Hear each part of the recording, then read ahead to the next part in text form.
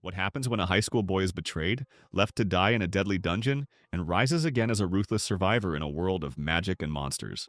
Let's find out.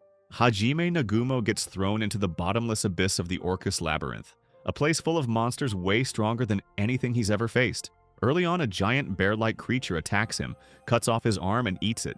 Barely alive, Hajime uses his transmutation skill to dig deeper into the ground and finds a divinity stone that creates an endless pool of ambrosia, a healing liquid. Thanks to that, he manages to survive despite losing his arm. Flashbacks show that Hajime was never a strong fighter. His only skill was transmute, which lets him shape and control materials, not exactly a warrior's talent. During an earlier dungeon expedition, his class was fighting a behemoth when one of his classmates intentionally pushed him into the abyss. At first, Hajime struggles with hunger and fear, but he starts to adapt. He builds traps and manages to kill a strong wolf monster. When he eats it, his body changes.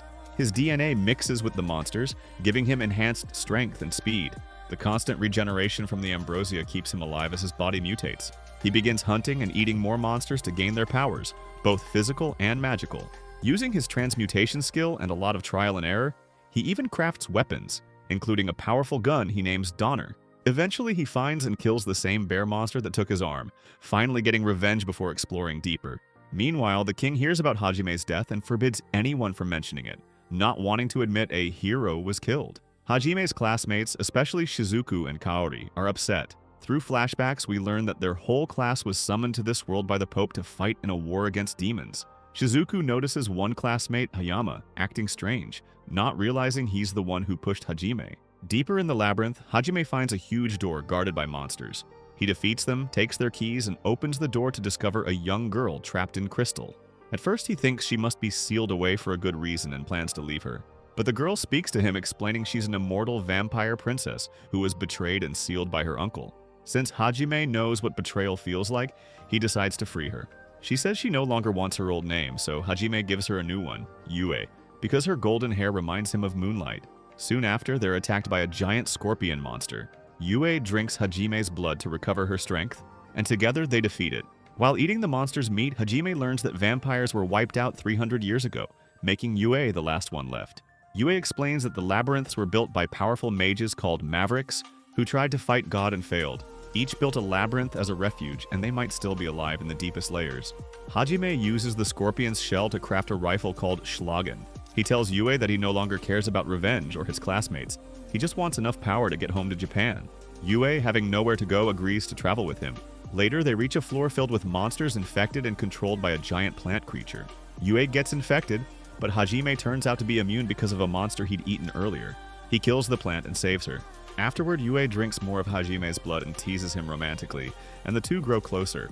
They finally reach the bottom floor where they face the final boss, a massive hydra with 6 heads, each using a different type of magic, including one that can heal the others.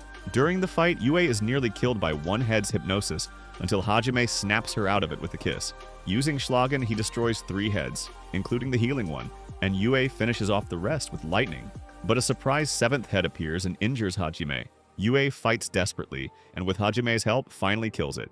Exhausted, Hajime passes out. Meanwhile, their teacher Aiko argues with the Pope about sending more students into the dungeon. He agrees to only send a few selected ones. Hajime wakes up in bed next to Yue, now missing an eye but alive. They discover the home of the maverick who built the labyrinth and find his skeleton. A magic circle activates and reveals a recording from the maverick, Oscar Orcus. He tells Hajime that the so-called mavericks were actually liberators who fought against the cruel god named Ehit. As a reward for defeating the labyrinth, Oscar passes his magic and memories to Hajime, giving him ancient creation magic, the power to add magical properties to anything he crafts. Hajime and Yue bury Oscar, and Hajime takes a ring that opens a portal to the surface. Over the next 2 months, Hajime studies Oscar's notes, builds new weapons, creates an advanced prosthetic arm, and replaces his lost eye with a magical one. Yue keeps teasing him romantically, and Hajime finally gives her a magical ring of her own. He warns her that his path will make them enemies of the church and of God himself, but she chooses to stay with him.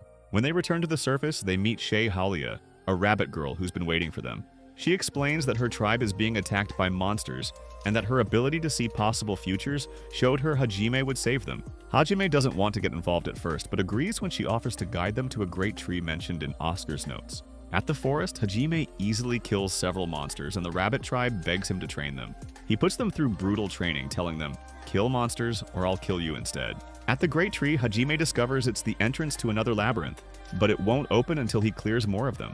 Shay, who's fallen in love with Hajime, asks to travel with him and Yue.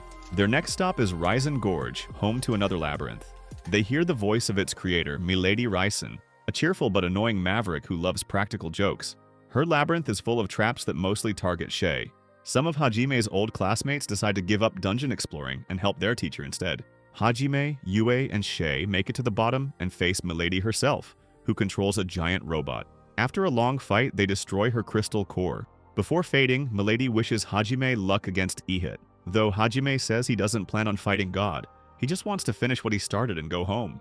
After clearing the labyrinth, Hajime, Yue, and Shay find a small treasure room where they meet the real Milady Raizen, or at least her soul inside a goofy little golem. Shaya, still annoyed by all the pranks in the labyrinth, gives her a good beating. Milady rewards Hajime with her ring and gives Yue the ancient gravity magic before sending them out of the labyrinth through a whirlpool. Unfortunately, Shay can't swim and starts drowning, but Hajime saves her with CPR. Shay wakes up and immediately kisses him, claiming it was for thanks. Later that night at an inn, she loudly insists Hajime spend the night with her, embarrassing him in public and earning herself another round of punishment. Hajime is then asked by the Adventurers Guild to find a missing group of adventurers that includes a noble's son.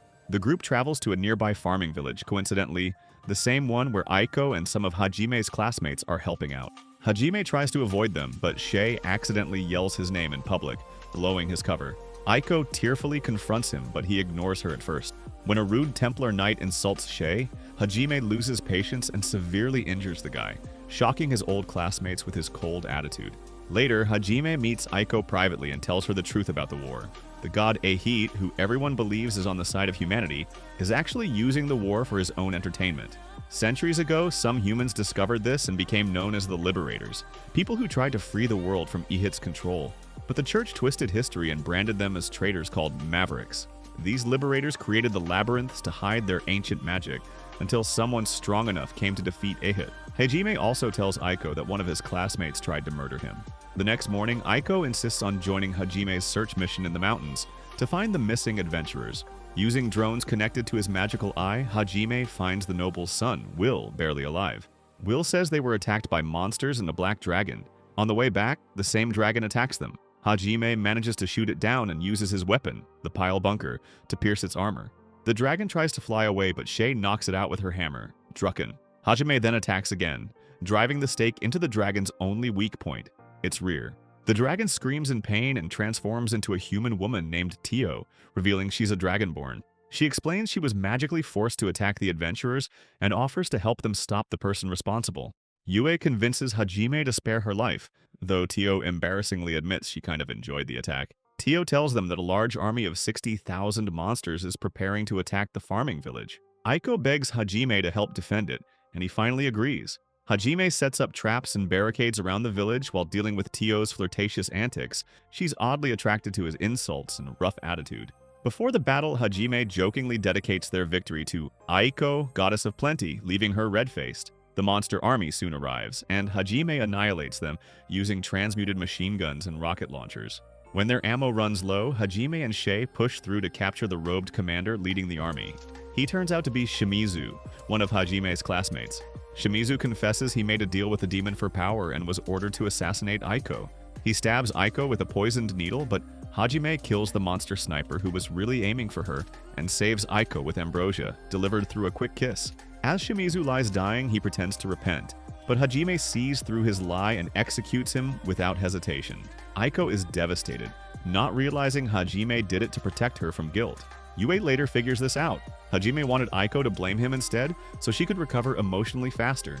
Later, a group of slavers captures a young mermaid girl named Mew. After returning Will home and collecting their reward, Hajime and his team take a short vacation in the city. They meet a talking fish at the aquarium who tells them about a captured mermaid child. Hajime tracks her down and rescues her from the sewers. Unsure what to do, he decides to hand her over to the guards, but soon after, the guardhouse is attacked, and Mew is kidnapped again. Furious, Hajime hunts down the entire slaver network, executing everyone involved and rescuing dozens of children along the way. He finds Mew being auctioned in a noble's mansion, kills the boss, saves her, and blows up the mansion. Miu starts calling Hajime Papa, which completely throws him off, while Yue, Shay, and Tio jokingly demand Hajime make them all mothers. Despite his tough personality, Hajime ends up being a surprisingly good dad to Miu. They return to the city where Hajime and his classmates were originally summoned. At the Adventurers Guild, they meet Endu, a classmate who warns them that Catleya, a demon, has trapped the rest of the students inside a labyrinth. Hajime doesn't care until Endu upsets Miu, which annoys him even more. Inside the labyrinth, Hajime's classmates are overwhelmed by Catleya's monster army. Some even consider signing contracts with demons to survive. Kuki, the main hero, faces Catleya but hesitates when he sees a locket with her lover's picture, realizing she's not just a villain. When Kuki is nearly killed, Hajime finally steps in, blasting through the upper floors using his pile bunker to reach them. Everyone is stunned to see him alive. Hajime kills all of Catleya's monsters and saves his former classmates. Hayama, the one who tried to kill him before, panics when Hajime appears. Hajime gives Shizuku a new unbreakable sword, and Miu's innocent Papa comment confuses everyone, especially Kaori, who still loves Hajime.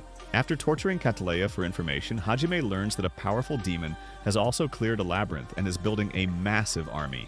Catleya warns that her lover will come for revenge, but Hajime kills her anyway.